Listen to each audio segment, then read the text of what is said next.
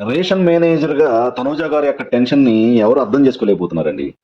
So, ఇప్పుడు ఏంటంటే ఆహ్, అంతకు ముందు రోజో ఏంటో కొంతమందికి రైస్ చాలక కంప్లెయింట్స్ వచ్చినాయంట. కొంతమందికి ఫుడ్ దొరకలేదంట.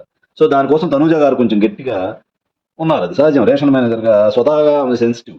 సో, ఏదన్నా చిన్న ఇష్యూ వచ్చిందంటే కూడా మనకు తెలుసు చాలా ఎమోషనల్ అవుతారు.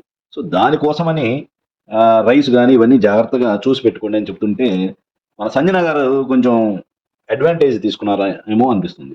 సో, ఇలాంటి పాయింట్ వస్తదని చెప్పేసి తనూజ గారు డైరెక్ట్‌గా సంజన గారికి చెప్పకుండా ఎమాన్యుయల్ గారి దగ్గరికెళ్లి చెప్పింది. ఇట్లా రైసు కొంచెం చూసుకొని పెట్టుకోండి. అందరూ సరిపోవాలి గదా! అని. అది కరెక్టే. కొంచెం తినేటప్పుడు చెప్పకుండా ఉంటే బానే ఉండేది. కాకపోతే ఐ థింక్ అంతకుముందు 2, 3 సార్లు చెప్పే ఉండొచ్చు తనూజ గారు. కానీ వినకుండా అలా చేస్తుంది. మన సంజన గారి గురించి మనకు తెలిసిందే గాబట్టి దాన్ని అడ్వాంటేజ్ తీసేసుకొని సంజన గారు ఆ ప్లేటు నెట్టేయటం. ఇక నేను తినను భోజనం. సో, ఆమెకు ఛాన్స్ దొరికింది. ఓకే. యాక్చువల్‌గా ఆమె తనుజ గారి యొక్క ఉద్దేశ్యం ఏంటి?